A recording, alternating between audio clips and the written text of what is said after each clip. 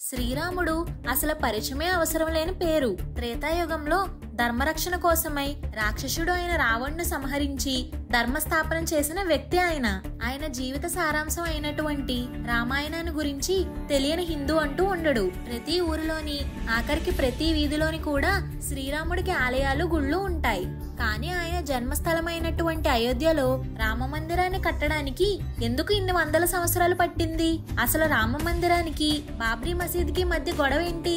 దాదాపు కొన్ని వందల సంవత్సరాల నుండి ఎన్నో వేల లక్షల హిందువుల పోరాట ఫలితంగా దక్కిన రామ మందిర నిర్మాణం ఎలా జరుగుతుంది? ఇలా ఎన్నో ఆసక్తికరమైన విషయాల్ని ఈ వీడియోలో తెలుసుకుందాం.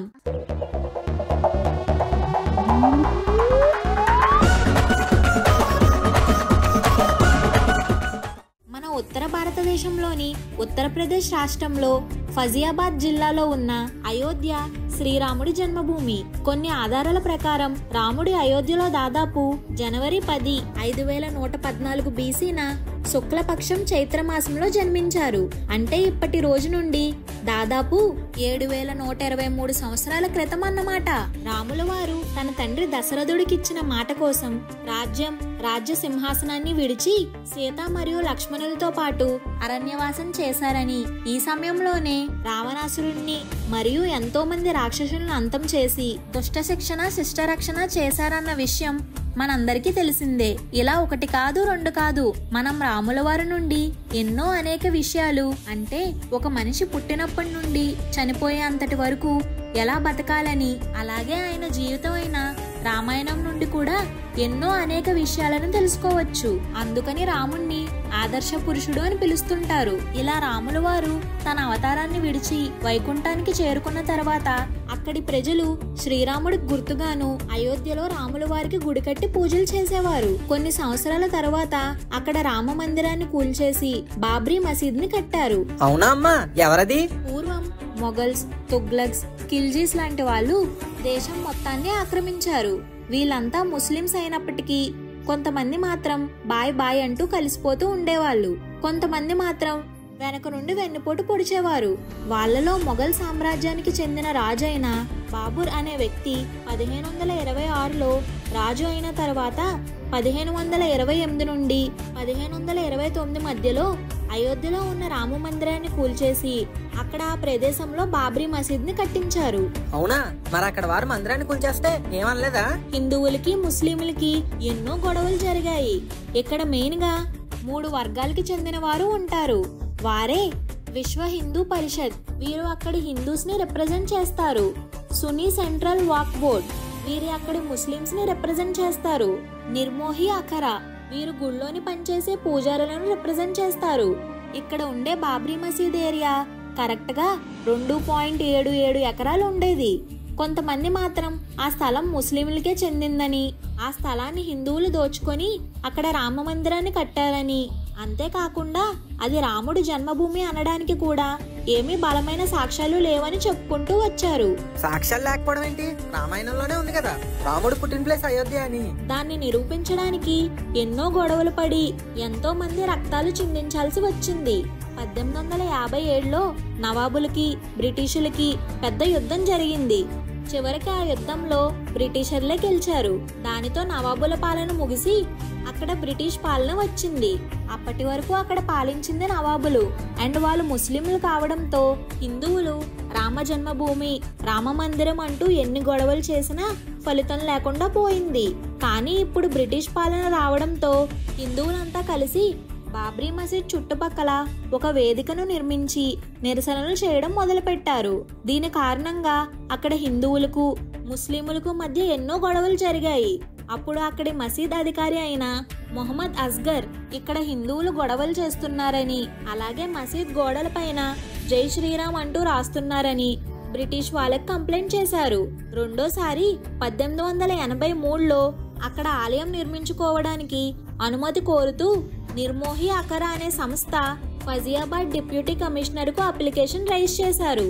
కానీ అప్పుడు కూడా అక్కడి ముస్లిమ్స్ వాళ్ళని అంగీకరించనివ్వకుండా గొడవలు నిరసనలు చేయడం మొదలుపెట్టి డిప్యూటీ కమిషనర్ని రామమందిర నిర్మాణానికి అనుమతి ఇవ్వకుండా చేశారు.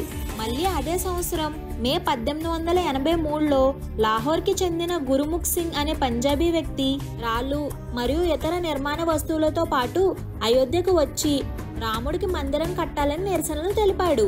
అక్కడి పోలీసులు ఇతర సిబ్బంది ఆ వస్తువులను స్వాధీనం చేసుకున్నారు. 1885 జనవరి 29న నిర్మోహి అఖరాకు చెందిన మహంత్ రఘువర్ దాస్ అనే వ్యక్తి అది రాముడి జన్మభూమి అని అక్కడ ఖచ్చితంగా రామ మందిరాన్ని కట్టి తీరాలని సివిల్ కోర్టులో మొట్టమొదటిసారిగా పిటిషన్ వేశారు. కానీ అప్పటి సివిల్ కోర్ట్ జడ్జ్ ఒకవేళ ఇప్పుడు మసీద్ని కూల్చేసి అక్కడ మందిరాన్ని కడితే భవిష్యత్తులో హిందువులకి ముస్లింలకి మధ్య గొడవలు అలజడులు రేకెత్తుతాయని ఆ కేసుని డిస్మిస్ చేశారు. ఇలా పిటిషన్ వేసిన 1 సంవత్సరం లోపే మహంత్ రఘువర్ దాస్ ఆ కేసులో ఓడిపోయారు. అందుకని మళ్ళీ రెండోసారి అక్కడ జిల్లా కోర్టులో కేసుని రీఓపెన్ చేస్తే అక్కడ జడ్జ్ అయిన చామీన్ ఆ ప్లేస్ ని పరిశీలించి అయోధ్య రాముడి జన్మభూమి, అలాంటి ప్రదేశంలో రాముడి మందిరాన్ని కూల్చేసి మసీద్ని కట్టడం చాలా బాధాకరమైన విషయమని, కానీ ఇది జరిగి అప్పటికే 230 సంవత్సరాలు అయిందని, అంత పాత కేసుకు తీర్పు చెప్పడం సమంజసం కాదని మళ్ళీ రెండోసారి కేసును డిస్మిస్ చేశారు. కానీ అక్కడ మసీద్ని కూల్చడానికైతే అనుమతి ఇవ్వలేం, కానీ మసీద్కు బయట ఉన్న ఎత్తైన ఒక ప్లాట్ఫామ్ మీద హిందువులు పూజ చేసుకోవచ్చని చెప్పారు.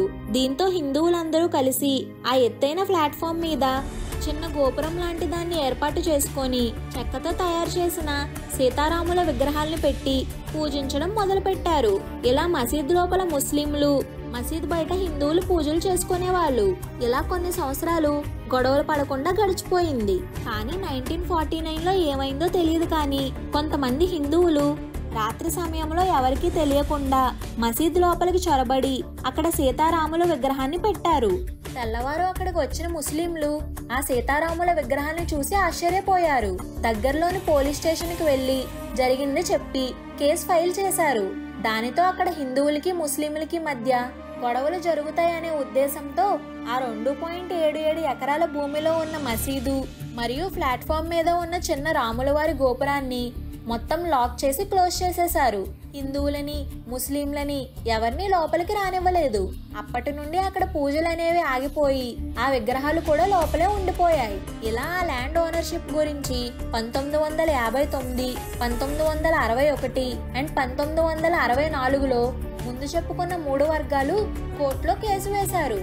1986లో విశ్వ హిందూ పరిషత్ ఆర్గనైజేషన్ కి చెందిన వారు అక్కడ హిందువులకి పూజలు చేసుకోవడానికి పర్మిషన్ ఇప్పించాలని కోర్టులో ఇంకోసారి పిటిషన్ వేశారు. కోర్టులో కేసును గెలిచారు.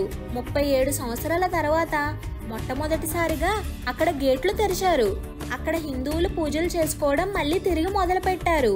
ఇదే మంచి టైం అని భావించిన ఈ ఆర్గనైజేషన్ కి చెందిన వారు ఈ ల్యాండ్ ను కూడా మాకే ఇవ్వండి, మేమే ఇక్కడ గుడిని కట్టుకుంటామని డిమాండ్ చేయడం స్టార్ట్ చేశారు. ఇక దీంతో మిగిలిన 2 ఆర్గనైజేషన్లు కూడా భూమి వారిదే అని డిమాండ్ చేయడం మొదలు పెట్టారు. కానీ ఈ విశ్వ హిందూ పరిషత్ కి పొలిటికల్ గా ఎంతో మంది బీజేపీ నాయకులు మద్దతుగా సపోర్ట్ చేసేవాళ్ళు. ఎన్నో ర్యాలీలు, క్యాంపెయిన్స్ కూడా చేసేవాళ్ళు. అప్పటి వరకు ఉత్తరప్రదేశ్ అండ్ చుట్టుపక్కల ప్రాంతాల వరకు మాత్రమే ఈ గొడవ తెలిసేది.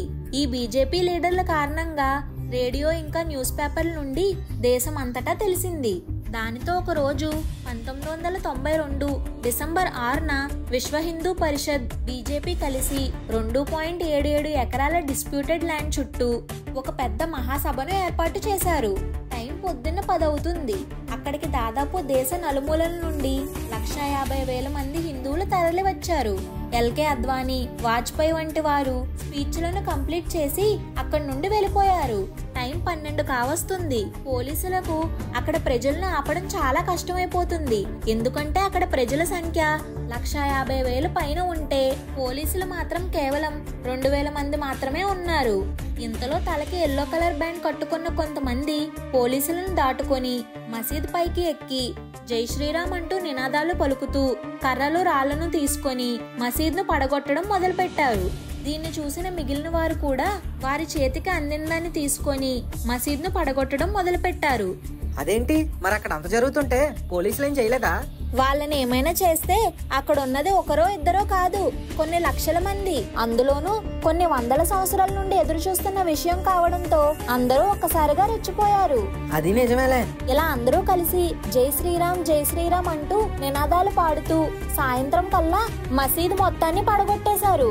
అప్పుడెప్పుడో దొంగచాటుగా విగ్రహాలు మసీదులో పెట్టారని చెప్పాను కదా. అవును. మరుసటి రోజు ఆ మసీద్ ని కూల్చేసిన స్థలంలో చిన్న గుడి లాంటి దాన్ని కట్టి అవే విగ్రహాలను ప్రతిష్ఠించారు. ఈ సంఘటన జరిగిన కొద్ది రోజుల్లోనే ఈ విషయం టీవీ, న్యూస్ పేపర్, రేడియో ద్వారా దేశం మొత్తం వ్యాప్తి చెందింది. హిందువులకి ముస్లింలకి మధ్య ఎన్నో గొడవలు జరిగాయి. ఈ గొడవల్లో దాదాపు 2000 మంది వరకు చనిపోయారని చెప్పారు. కానీ కొంతమంది చెప్పేదాని ప్రకారం ఈ గొడవల కారణంగా 10,000 మంది నుండి 15,000 మంది వరకు చనిపోయారని ఒక అంచనా. దీంతో అసలు గొడవల్లో ఎవరెవరు ఇన్వాల్వ్ అయ్యారని తెలుసుకోవడం కోసం ఒక ఇన్వెస్టిగేషన్ ని స్టార్ట్ చేశారు.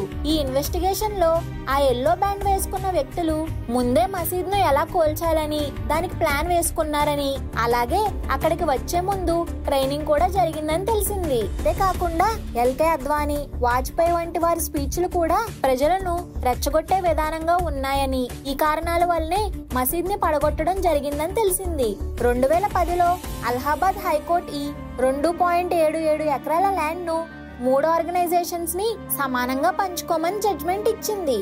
కానీ ఈ జడ్జిమెంట్ ఎవరికీ నచ్చకపోవడంతో ఈసారి డైరెక్ట్ గా సుప్రీంకోర్టులో కేసు ఫైల్ చేశారు. సుప్రీంకోర్టు మాత్రం ఈ 2.77 ఎకరాల ల్యాండ్ ఎవరిది అని వారు సాక్ష్యాలను చూపించి ప్రూవ్ చేస్తారో ఆ ల్యాండ్ వారికే దక్కుతుందని చెప్పింది. అండ్ సుప్రీంకోర్టు కూడా ఆర్కియాలజీ డిపార్ట్మెంట్ ఆఫ్ ఇండియా వారి చేత ఇన్వెస్టిగేషన్స్ మొదలు పెట్టింది. ఇలా ఇన్వెస్టిగేషన్స్ లో 1717లో రాజ్పుట్ వంశానికి చెందిన జైసింగ్ అనే రాజు ఆ 2.77 ఎకరాల ల్యాండ్ ని కొనేసి శ్రీరాముడి పేరు మీద రాసేశాడని ఎవిడెన్స్ దొరికింది. ఇంకా చివరిగా 2019 నవంబర్ 9న ఈ స్థలం హిందువులకే చెందాలని ఫైనల్ జడ్జిమెంట్ ఇచ్చింది. ఈ జడ్జిమెంట్ ఇవ్వడానికి మెయిన్ గా 5 ఫ్యాక్టర్స్ కన్సిడరేషన్ లోకి తీసుకున్నారు. అవి ఏంటంటే, పాయింట్ నెంబర్ 1, ఇక్కడ హిందూస్ ఎప్పటి నుండో పూజలు చేసుకుంటూ ఉన్నారని దానికి ఎవిడెన్స్ ఉందని చెప్పారు. పాయింట్ నెంబర్ 2, ఇక్కడ ముస్లిమ్స్ కూడా 1528 నుండి మసీదు లోపల ప్రార్థనలు చేసుకుంటున్నారని దానికి కూడా ఎవిడెన్స్ ఉంది. పాయింట్ నెంబర్ 3, ల్యాండ్ శ్రీరాముడికి చెందిందనడానికి ఎవిడెన్స్ గా పేపర్స్ ఉన్నాయని. పాయింట్ నెంబర్ 4, ముస్లిమ్స్ యొక్క మసీద్ ని హిందూస్ కూల్చేశారనే దానికి ఎవిడెన్స్ ఉంది, అలా కూల్చివేయడం ఇల్లీగల్.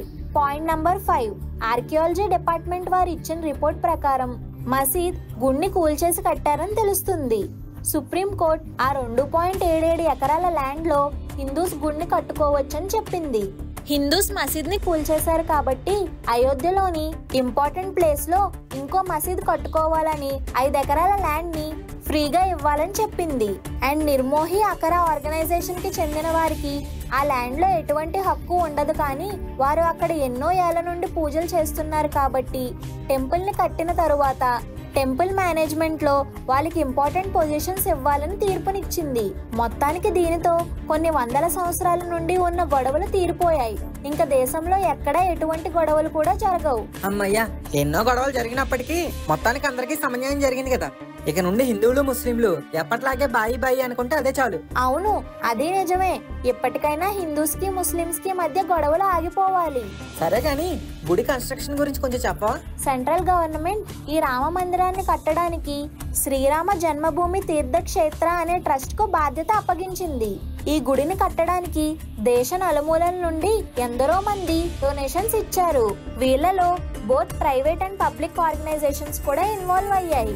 ఇంకా ఇంకొక ఇంట్రెస్టింగ్ విషయం ఏంటంటే, కాశీకి చెందిన కొంతమంది బిచ్చగాళ్ళు కూడా రాముడు మందిరం కట్టడానికి 4 లక్షల రూపాయలు విరాళంగా ఇచ్చారంట.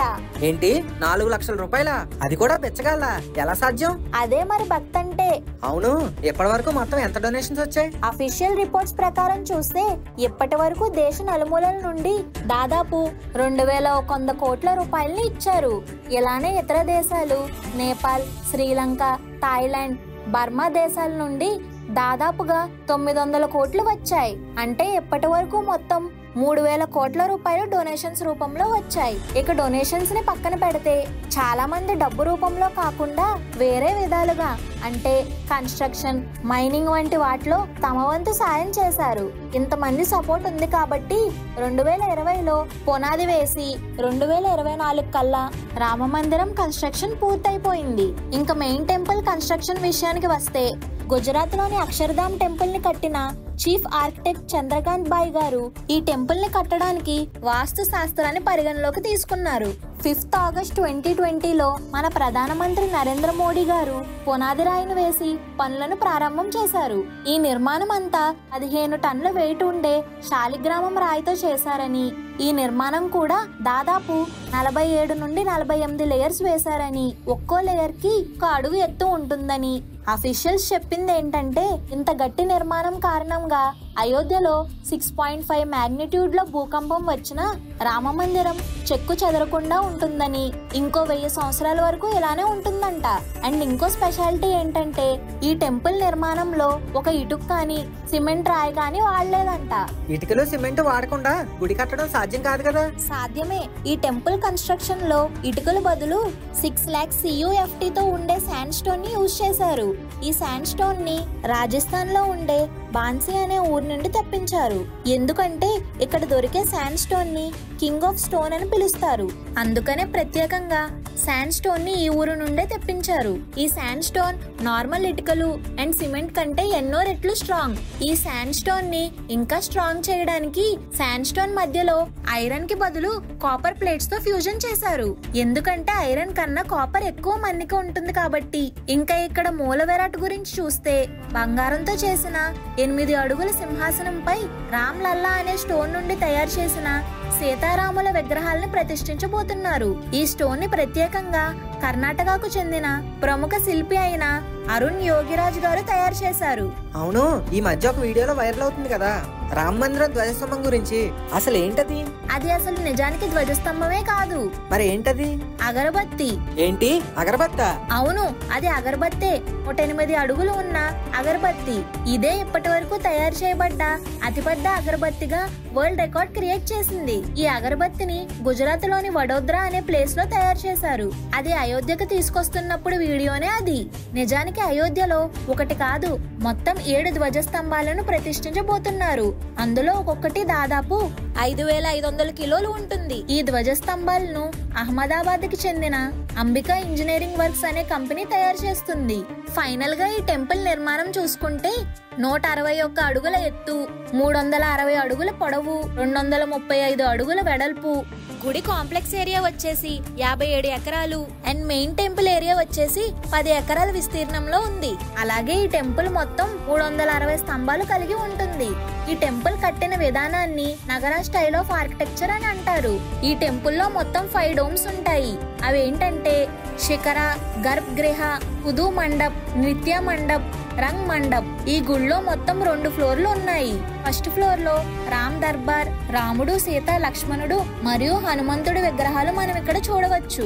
ఈ గుడి ఒక్క రోజులో దాదాపుగా 80,000 నుండి 1,00,000 మంది భక్తుల రద్దీని తట్టుకోగలదు. ఈ టెంపుల్ ని కట్టడానికి వాడిన ఇటుకల మీద శ్రీరామ అని ముద్రించబడి ఉంటుంది. ఇంకో ఇంట్రెస్టింగ్ విషయం ఏంటంటే అయోధ్య రామ్ మందిర్ ఇన్విటేషన్స్ లిస్ట్ లో ఎంతో మంది సెలబ్రిటీస్ కూడా ఉన్నారు. వారిలో మన తెలుగు నుండి మెగాస్టార్ చిరంజీవి గారు అండ్ మన డార్లింగ్ ప్రభాస్ కూడా ఉన్నారు. అండ్ మొత్తానికి ఫైనల్ గా జనవరి 22, 2024న అయోధ్య రామ మందిరంలో సీతారాముల వారి విగ్రహాలను ప్రాణ ప్రతిష్ఠ చేయబోతున్నారు.